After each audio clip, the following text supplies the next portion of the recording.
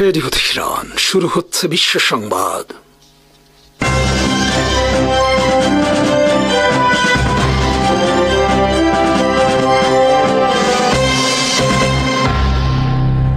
শুরুতেই সংবাদ শিরোনাম। আসসালামু আলাইকুম। রাশিয়া বেলারুশ সামরিক মহড়ায় যোগদান ভারত ও বাংলাদেশের। ব্রিটেনের পত্রিকায় বলা হয়েছে, রেড লাইন অতিক্রম নয়াদিল্লির। গাজায় প্রবেশ ইসরায়েলের স্থলবাহিনীর, নিহত শতাধিক, পালাচ্ছে ফিলিস্তিনিরা। ইয়েমেনেও তীব্র হামলা ইসরায়েলের। ভারত যুক্তরাষ্ট্র বাণিজ্য আলোচনা আবার শুরু, মোদিকে ফোন ট্রাম্পের। রাশিয়া বেলারুশ যৌথ সামরিক মহড়ায় অংশ নিয়েছে ভারত, বাংলাদেশ সহ আরো কয়েকটি দেশ। মহড়ায় ভারতের অংশগ্রহণ নিয়ে নতুন করে আলোচনা চলছে পশ্চিমা বিশ্বে। এই মহড়ায় ভারতের অংশগ্রহণ বিষয়ে ব্রিটেনের টাইমস পত্রিকায় বলা হয়েছে, এর মাধ্যমে রেড লাইন অতিক্রম করেছে নয়াদিল্লি। ভারতের এই আচরণ যুক্তরাষ্ট্রের সাথে তার সম্পর্ক আরো অবনতি ঘটাবে। গত শুক্রবার থেকে শুরু হয়েছে রাশিয়া বেলারুশ জাপার 2025 নামক সামরিক মহড়া। বাল্টিক সাগর, ব্যারেন্টস সাগর সহ স্থল ও আকাশ সব শাখায় দুই দেশের মধ্যে বৃহত্তর পরিসরে চলে এই মহড়া। মহড়ায় অংশ নেয় 1 লাখ সেনা, পারমাণবিক বোমা বহনে সক্ষম দূর পাল্লার বোমারু বিমান ও রণতরী। এই মহড়ায় রাশিয়া নতুন করে পরীক্ষা চালিয়েছে জারকোন হাইপারসনিক মিসাইল। মঙ্গলবার মহড়ার শেষ দিনে উপস্থিত ছিলেন রাশিয়ার প্রেসিডেন্ট ভ্লাদিমির পুতিন। পোল্যান্ডে রাশিয়ার ড্রোন প্রবেশ নিয়ে ন্যাটো যখন রাশিয়ার বিরুদ্ধে তোড়জোড় শুরু করেছে, তখন মূলত ন্যাটোর প্রতি তার শক্তি প্রদর্শনের অংশ হিসেবে মস্কো আয়োজন করেছে এই মহড়া। মহড়ায় ভারতের যোগদান নিয়ে নতুন করে আলোচনা চলছে যুক্তরাষ্ট্র ভারত সম্পর্কের টানাপোড়েন নিয়ে। শুল্ক যুদ্ধের কারণে নয়াদিল্লি ওয়াশিংটনকে চাপে ফেলার কৌশল হিসেবে সম্পূর্ণরূপে ঝুঁকে পড়েছে চীন ও রাশিয়ার দিকে, কিন্তু তাতে উল্টো ওয়াশিংটন আরো ক্ষিপ্ত হয়ে উঠেছে নয়াদিল্লির প্রতি। কিন্তু তারপরও নয়াদিল্লি ওয়াশিংটনে ক্ষোভ উপেক্ষা করে ভূ রাজনীতিকে কৌশল হিসেবে গ্রহণ করে অগ্রসর হচ্ছে এবং শেষ পর্যন্ত অংশ নিল রাশিয়ার সাথে সামরিক মহড়ায়। রাশিয়ার সরকারি বার্তা সংস্থা তাসের খবরে বলা হয়েছে, বিশাল এই মহড়ায় ভারতের পাশাপাশি Bangladesh, Iran, Burkina Faso, Democratic Republic of Congo এবং মালিও অংশ নিয়েছে। এদিকে সোমবার ব্রিটেনের প্রধানমন্ত্রী কিয়ার স্টারমার ঘোষণা দেন, তার দেশ পোল্যান্ডে ইউরো ফাইটার টাইফুন নামক যুদ্ধ বিমান মোতায়েন করবে। বর্তমানে পোল্যান্ডে ফ্রান্সের রেফালে, জার্মানির পক্ষ থেকে ইউরো ফাইটার টাইফুন এবং ন্যাটোর অন্যান্য দেশের পক্ষ থেকে যুক্তরাষ্ট্রের তৈরি F-16 ফাইটার জেট সহ আরো বিভিন্ন ধরনের যুদ্ধ বিমান মোতায়েন রয়েছে। শিগগির ন্যাটো পোল্যান্ডে সামরিক মহড়ার আয়োজন করবে বলে জানানো হয়েছে সংস্থাটির পক্ষ থেকে। 1 মাস আগে পোল্যান্ড 30,000 সেনা নিয়ে মহড়ার আয়োজন করে এবং তাতেও অংশ নেয় ন্যাটোর বিভিন্ন দেশ। পোল্যান্ড রাশিয়াকে প্রকাশ্যে তার শত্রু রাষ্ট্র হিসেবে আখ্যায়িত করে ইউক্রেনকে যাবতীয় সহায়তা দিয়ে চলছে রাশিয়ার বিরুদ্ধে যুদ্ধে। হাজার হাজার সেনা আর সারি সারি ট্যাঙ্ক সহ ভারী সব আর্টিলারি সিস্টেম নিয়ে মঙ্গলবার গাজার অভ্যন্তরে প্রবেশ করেছে ইসরায়েল আর্মি। আর এর মাধ্যমে শুরু হলো গাজা ইসরায়েল আর্মির আলোচিত স্থল অভিযান। প্রথম দিনের স্থল অভিযানে ইসরায়েলের হামলায় নিহত হয়েছে শতাধিক ফিলিস্তিনি। প্রায় 1 মাস ধরে গাজায় স্থল অভিযানের লক্ষ্যে গাজার কয়েকটি উপকণ্ঠে অবস্থান নেয় ইসরায়েল আর্মি। স্থল অভিযান শুরুর 1 সপ্তাহ আগে গাজা ছেড়ে দক্ষিণে চলে গেছে 1 লাখের বেশি ফিলিস্তিনি। মঙ্গলবার স্থল অভিযান শুরুর পর নতুন করে হাজার হাজার ফিলিস্তিনি এলাকা ছেড়ে দল বেঁধে পাড়ি জমিয়েছে দক্ষিণের উপকূলের দিকে। প্রকাশিত ভিডিওতে দেখা গেছে ভূমধ্য সাগরের উপকূল ঘেঁষে নারী, শিশু সহ হাজার হাজার ফিলিস্তিনি চলছে অজানা উদ্দেশ্যে।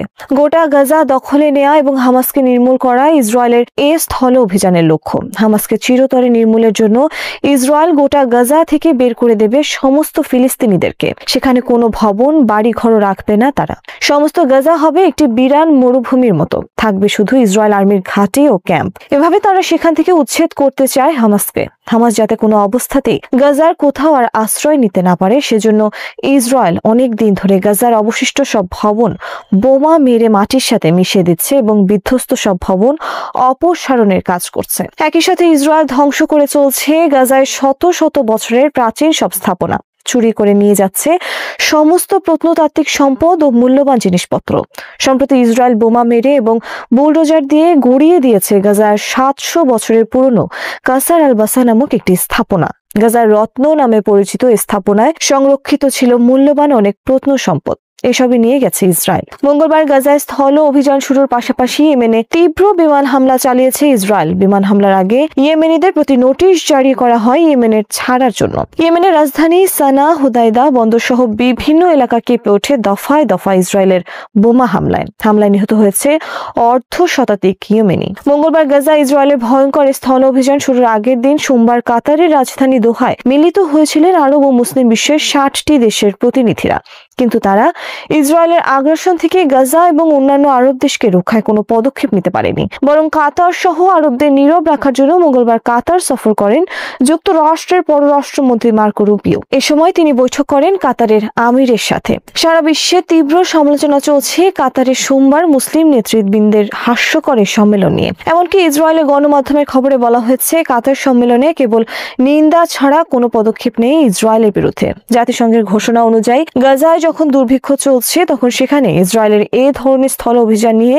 ইসরায়েলের বিরুদ্ধে সমালোচনা চলছে পশ্চিমা বিশ্বের বিভিন্ন দেশে। তবে ইসরায়েল তার কোনো পরোয়া করছে না, কারণ তাদের সাথে আছে যুক্তরাষ্ট্র। বিশ্লেষকদের মতে মুসলিম বিশ্ব নয়, কেবল আরবরা চাইলে গাজায় ইসরায়েলের এই বর্বরতা প্রতিরোধ করা সম্ভব ছিল।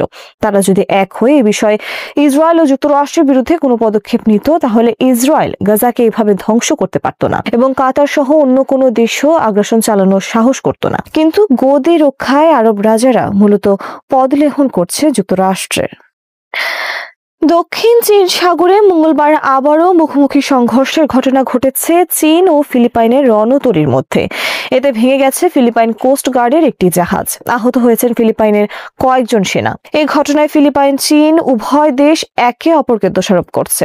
ফিলিপাইনের বিবৃতিতে বলা হয়েছে, স্কারবোরো শেলের নিকট 35টি মাছ ধরার জাহাজের নিরাপত্তা এবং রসদ সরবরাহের জন্য সেখানে যাচ্ছিল তাদের কোস্ট গার্ডের 10টি জাহাজ। এই সময় চীন 9টি রণতরী নিয়ে তাড়া করে তাদের কোস্ট গার্ডকে। চীনের একটি রণতরী সরাসরি আঘাত করে ফিলিপাইনের একটি জাহাজে। ফিলিপাইন বলেছে তাদের সমুদ্র সীমায় চীন অবৈধভাবে প্রবেশ করে এই ঘটনা ঘটিয়েছে। চীনা আর্মির বিবৃতিতে বলা হয়েছে, তাদের সমুদ্র সীমায় ফিলিপাইন কোস্ট গার্ড অবৈধভাবে প্রবেশ করায় তারা তাদেরকে সরে যেতে বলে, কিন্তু ফিলিপাইন এলাকা ত্যাগ না করায় তাদের উদ্দেশ্যে পানি কামান ব্যবহার করা হয়। জাতিসংঘের রায় অনুসারে দক্ষিণ চীন সাগরের স্কারবোরো শোল ও স্পার্টলি আইল্যান্ড ফিলিপাইনের ভূখণ্ড, কিন্তু এসব দ্বীপ বর্তমানে চীনের দখলে এবং সেখানে তারা কৃত্রিমভাবে এসব দ্বীপ আরো বড় করে সামরিক স্থাপনা নির্মাণ করছে। চীনের দাবি, গোটা দক্ষিণ চীন সাগর সহ এসব দ্বীপ তাদের। এ নিয়ে দীর্ঘদিন ধরে তীব্র বিরোধী চলছে চীন ও ফিলিপাইনের মধ্যে। এই ইস্যুতে যুক্তরাষ্ট্র ফিলিপাইনের পক্ষ নেয়। সম্প্রতি ফিলিপাইন কোস্টগার্ড সেখানে নিয়মিত টহল সহ বিভিন্ন ধরনের অভিযান পরিচালনা করছে। এ নিয়ে প্রায় দুই দেশের মধ্যে রণতরীর সংঘর্ষের ঘটনা ঘটছে। যুক্তরাষ্ট্রের প্রেসিডেন্ট ডোনাল্ড ট্রাম্প মঙ্গলবার ব্রিটেন পৌঁছেছেন রাষ্ট্রীয় সফরের অংশ হিসেবে। চলতি মেয়াদে এটি তার দ্বিতীয়বার রাষ্ট্রীয়ভাবে ব্রিটেনে সফর। বিবিসি এ সফরকে ঐতিহাসিকভাবে হিসেবে আখ্যায়িত করেছে। সফরে ব্রিটেনের সাথে বাণিজ্য ও আন্তর্জাতিক বিভিন্ন ইস্যুতে আলোচনা করবেন ট্রাম্প। ব্রিটেন যাত্রার আগে ডোনাল্ড ট্রাম্প সাংবাদিকদের বলেছেন, জেলেনস্কিকে রাশিয়ার সাথে অবশ্যই একটি চুক্তি করতে হবে। বিবিসি রিপোর্টে উল্লেখ করা হয়েছে, ব্রিটেনের ওপর থেকে শুল্ক হার কিছুটা কমতে পারে ট্রাম্পের এ সফরের মাধ্যমে। তবে ট্রাম্পকে বিমানবন্দরে স্বাগত জানাতে উপস্থিত হননি দেশটির প্রধানমন্ত্রী, বরং পররাষ্ট্রমন্ত্রীর মাধ্যমে তাকে স্বাগত জানানো হয়েছে। উইন্ডসর ক্যাসেল সহ বিভিন্ন এলাকায় ট্রাম্পের বিরুদ্ধে বিক্ষোভে যোগ দিয়েছেন ব্রিটেনের অনেক মানুষ। ট্রাম্প এপিস্টন যৌন কেলেঙ্কারির সাথে জড়িত ব্রিটেনের রাজা চার্লসের ভাই প্রিন্স অ্যান্ড্রু এসব বিষয় নিয়ে স্লোগান দিয়েছে বিক্ষোভে অংশ নেওয়া লোকজন। বাংলাদেশ সহ 5 প্রতিবেশী দেশ থেকে নিরাপত্তা হুমকির আশঙ্কা করছে ভারত। কলকাতায় অনুষ্ঠিত 3 দিন ব্যাপী দেশটির নিরাপত্তা মহল জানিয়েছে, পাকিস্তান, নেপাল, বাংলাদেশ ও চীনকে বড় সংকট হিসেবে চিহ্নিত করা হয়েছে। সীমান্ত অচলাবস্থা, উগ্রপন্থী তৎপরতা ও রাজনৈতিক অস্থিরতাকে ভারতের নিরাপত্তা চ্যালেঞ্জ হিসেবে উল্লেখ করেছে শীর্ষ সামরিক নেতৃত্ব।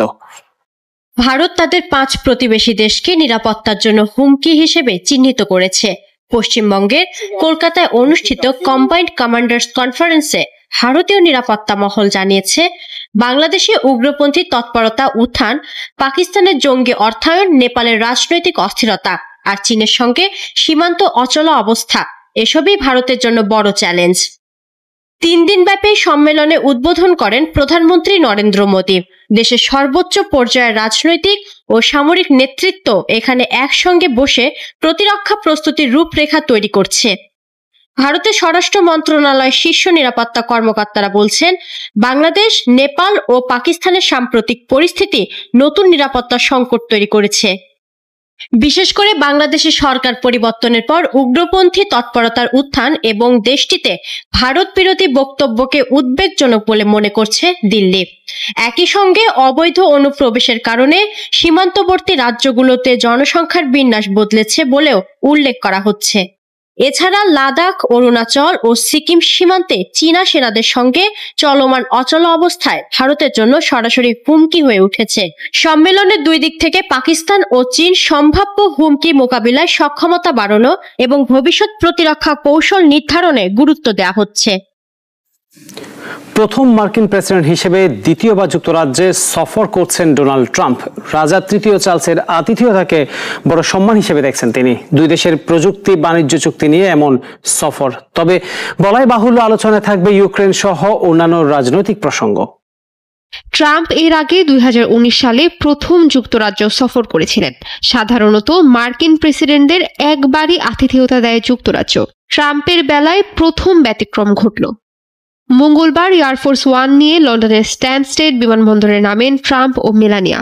তাদের স্বাগত জানান নতুন ব্রিটিশ পররাষ্ট্রমন্ত্রী ইভেট কুপার।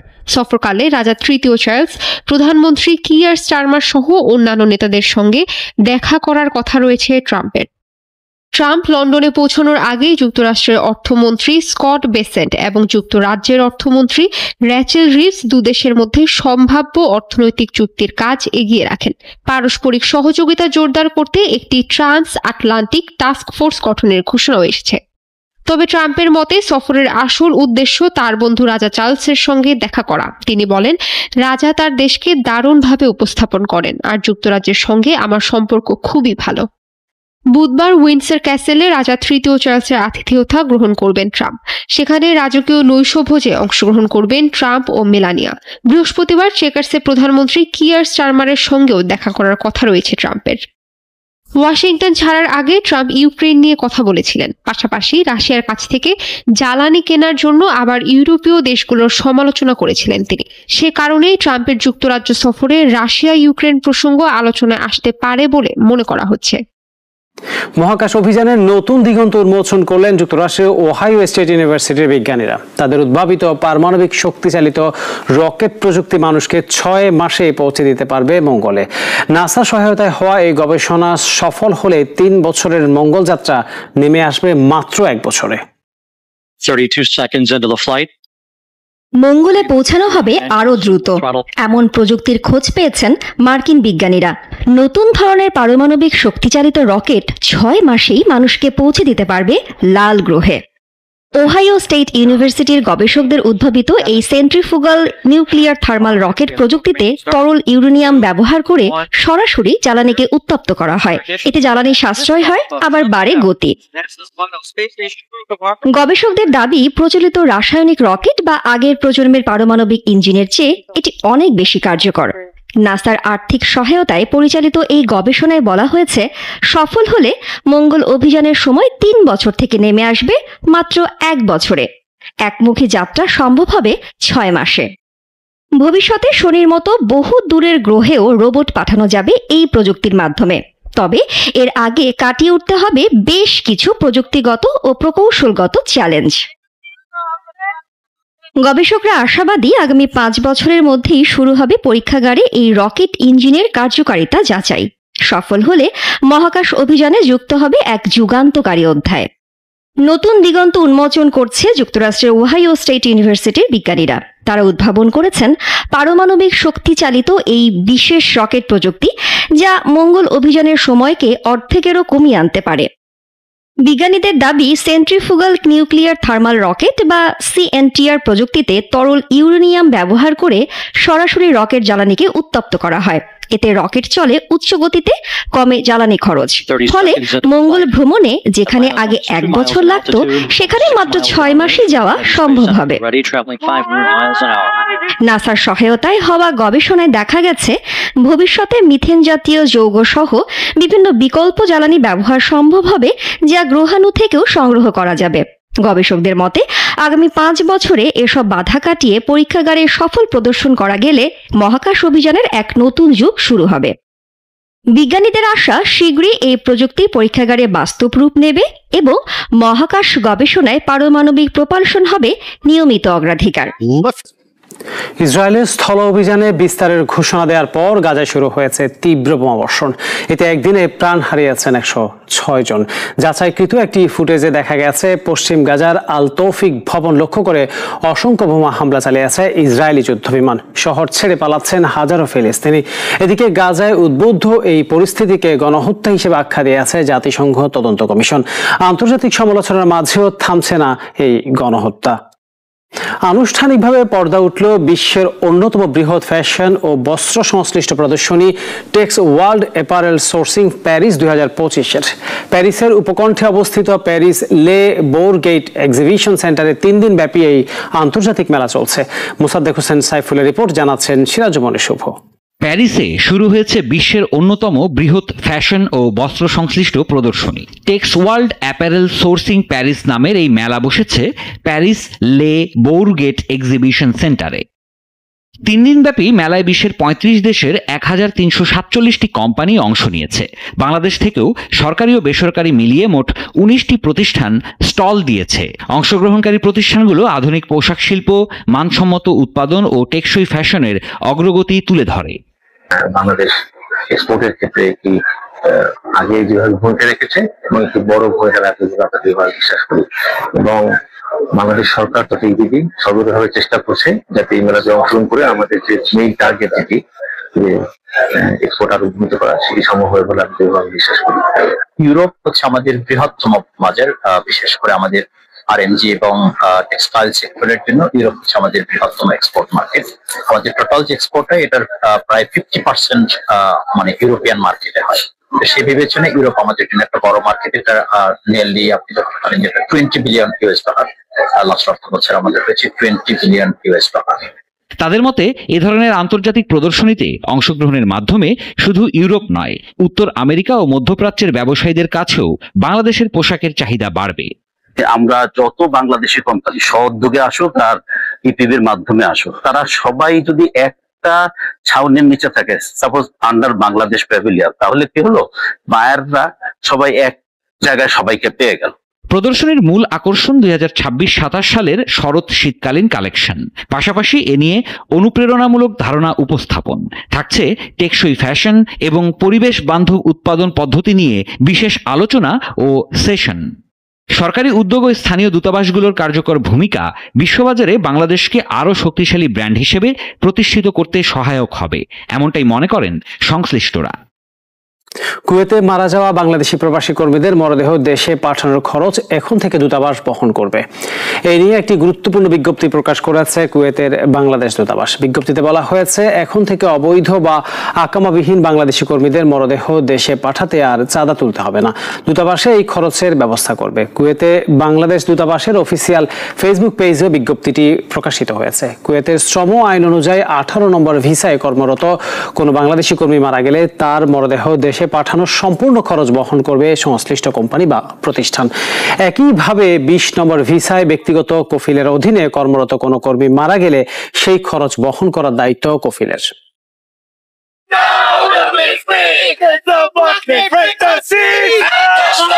ইসরায়েলের দখলদারিত্ব ও নিপীড়নের বিরুদ্ধে ফিলিস্তিনের পক্ষে দাঁড়িয়ে টানা 2 সপ্তাহ ধরে জাতিসংঘ ভবনের সামনে জোরালো প্রতিবাদ জানাচ্ছেন ইহুদি বংশোদ্ভূত বহু মানুষ। জাতিসংঘের 80তম সাধারণ অধিবেশনকে কেন্দ্র করে নিউ ইয়র্কের ম্যানহাটনে বিক্ষোভ চলছে, যেখানে ফিলিস্তিনপন্থী ইহুদি ধর্মাবলম্বীরা অংশ নিচ্ছেন। এরই মধ্যে বিশ্বের নানা দেশের প্রতিনিধি ও আন্তর্জাতিক সংস্থার কর্মকর্তারা অধিবেশনে অংশ নিতে সেখানে সমবেত হচ্ছেন। এই বিক্ষোভ এমন সময়ে হচ্ছে যেন তাদের প্রতিবাদের বার্তা বিশ্বনেতাদের সরাসরি চোখে পড়ে। গতকাল সোমবারও ইহুদি ধর্মীয় নেতারা গাজা যুদ্ধ বন্ধ ও ফিলিস্তিন রাষ্ট্রের পক্ষে প্রতিবাদ করেছেন। ইহুদি ধর্মাবলম্বী বহু মানুষ এখানে একত্রিত হয়ে মানবতা বিরোধী অপরাধের বিরুদ্ধে প্রতিদিন জাতিসংঘ ভবনের সামনে বিক্ষোভ করছেন। 9 সেপ্টেম্বর যখন জাতিসংঘ অধিবেশনের প্রাথমিক কার্যক্রম শুরু হয়, তখন থেকে 30 জন ইহুদি ধর্মীয় প্রতিনিধি প্রতিদিন এখানে প্রতিবাদ সমাবেশ করছেন। তারা ঘণ্টা বাজিয়ে তাদের অবস্থান স্পষ্ট করছেন এবং হাতে বিভিন্ন ইসরায়েল বিরোধী স্লোগান লেখা প্ল্যাকার্ড ধরে তাদের বিক্ষোভ প্রদর্শন করছেন। এই প্রতিবাদ মূলত গাজায় চলমান সংঘর্ষ এবং ইসরায়েলের গণহত্যার বিরুদ্ধে তাদের কড়া অবস্থান প্রকাশ করে। সাধারণ অধিবেশনের প্রধান অংশ high level general debate 23 September থেকে শুরু হয়ে 27 সেপ্টেম্বর পর্যন্ত চলবে। এতে বিশ্বের 193টি দেশের প্রতিনিধিরা অংশগ্রহণ করবেন এবং গুরুত্বপূর্ণ বৈশ্বিক বিষয় নিয়ে আলোচনা করবেন। এই অধিবেশন যতদিন চলবে, ফিলিস্তিনপন্থী ইহুদি ধর্মাবলম্বীরা তাদের প্রতিবাদ কর্মসূচি ততদিন পর্যন্ত অব্যাহত রাখবেন। তারা গাজায় চলমান সংকট এবং ইসরায়েলের নীতির বিরুদ্ধে প্রতিবাদ জানাতে প্রতিদিন জাতিসংঘ ভবনের সামনে সমবেত হচ্ছেন। গতকাল একজন রাবাই বলেন, জাতিসংঘ ভবনের সামনে তিনি এবং অনেক ইহুদি দাঁড়িয়ে আছেন তাদের পক্ষেই যারা ইসরায়েলের এই যুদ্ধের বিরোধিতা করছেন। তিনি বলেন, নেতানিয়াহু তার স্বার্থে ইহুদি ধর্মকে যুদ্ধ চালানোর হাতিয়ার হিসেবে ব্যবহার করে চলেছেন, যা ইহুদিদের বিব্রত করছে এবং বিশ্বজুড়ে তাদের বিপদে ফেলছে। যুক্তরাষ্ট্রে ফিলিস্তিনের পক্ষে ইসরায়েল বিরোধী বিক্ষোভের কারণে 2024 সাল থেকে এখন পর্যন্ত 3000-এর বেশি মানুষকে গ্রেপ্তার করা হয়েছে। এছাড়া কলম্বিয়া বিশ্ববিদ্যালয়ের সামাজিক কর্মী মাহমুদ খলিলের গ্রিন কার্ড বাতিলের প্রক্রিয়া শুরু করা হয়েছে এবং অন্তত 300 জনের ভিসাও বাতিল করেছে ট্রাম্প প্রশাসন। তবে জাতিসংঘ ভবনের সামনে চলমান এই শান্তিপূর্ণ প্রতিবাদ সমাবেশ থেকে এখন পর্যন্ত কাউকে আটক করার কোনো খবর পাওয়া যায়নি। ইহুদি ধর্মাবলম্বী এই আন্দোলনকারীরা নিয়ম মেনে শান্তিপূর্ণভাবে তাদের মতামত প্রকাশ করে যাচ্ছেন।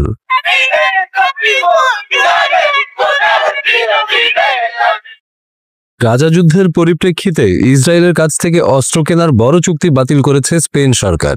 ইসরায়েলের প্রভাবমুক্ত হতেই স্পেন এমন সিদ্ধান্ত নিয়েছে বলে জানা যায়।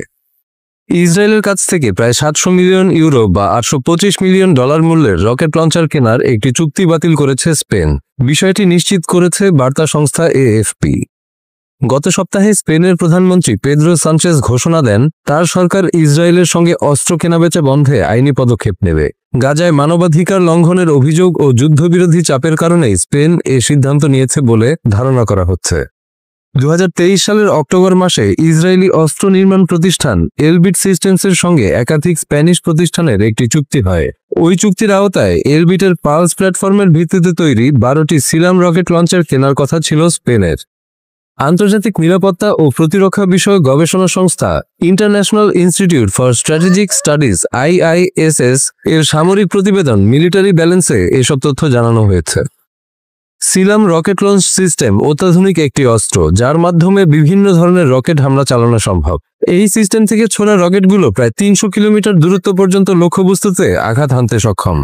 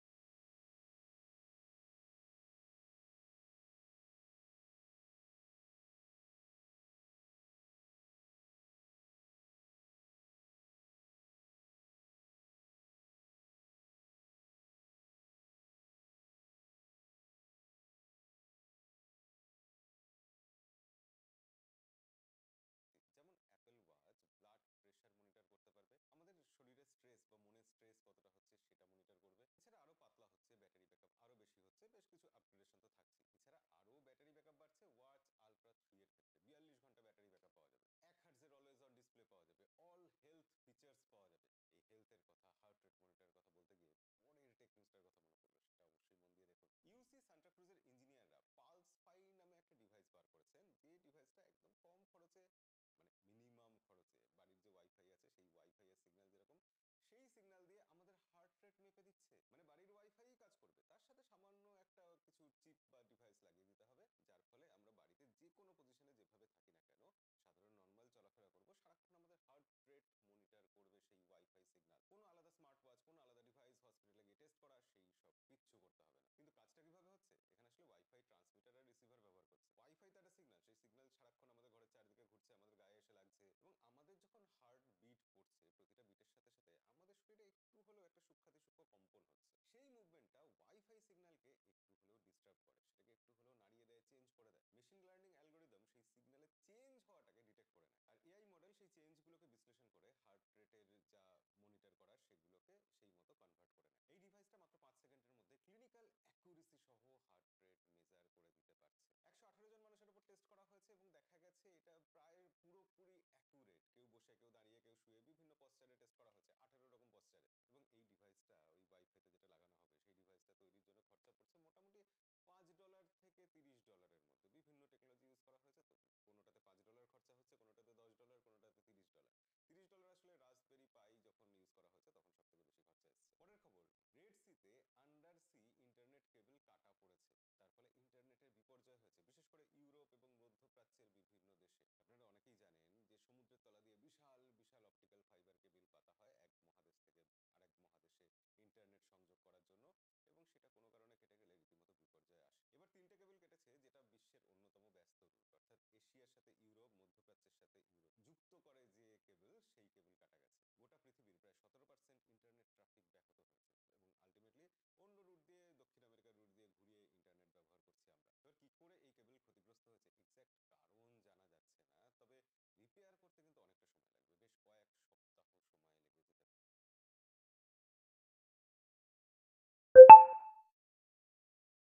লেগে যেতে পারে। নিউজটার কথা মনে পড়লো, সেটা অবশ্যই মন দিয়ে দেখুন।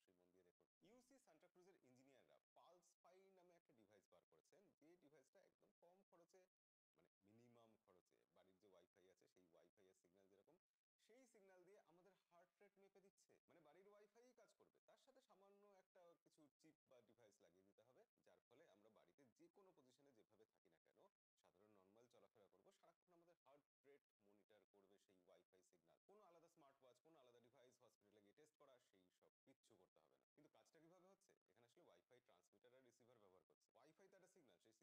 ওয়াইফাই তো একটা সিগন্যাল, সেই সিগন্যাল সারাক্ষণ আমাদের ঘরের চারিদিকে ঘুরছে, আমাদের গায়ে এসে লাগছে, এবং আমাদের যখন হার্ট বিট পড়ছে, প্রতিটা বিটের সাথে সাথে আমাদের শরীরে একটু হলেও একটা সূক্ষ্মাতি সূক্ষ্ম কম্পন হচ্ছে। সেই মুভমেন্টটা ওয়াইফাই সিগন্যালকে একটু হলেও ডিস্টার্ব করে, সেটাকে একটু হলেও নাড়িয়ে দেয়, চেঞ্জ করে দেয়। মেশিন লার্নিং অ্যালগোরিদম সেই সিগন্যালে চেঞ্জ হওয়াটাকে ডিটেক্ট করে নেয়, আর এআই মডেল সেই চেঞ্জগুলোকে বিশ্লেষণ করে হার্ট রেটের যা মনিটর করা সেগুলোকে সেই মতো কনভার্ট করে নেয়। এই ডিভাইসটা মাত্র 5 সেকেন্ডের মধ্যে ক্লিনিক্যাল অ্যাকুরেসি সহ হার্ট রেট মেজার করে দিতে পারছে। 118 জন মানুষের উপর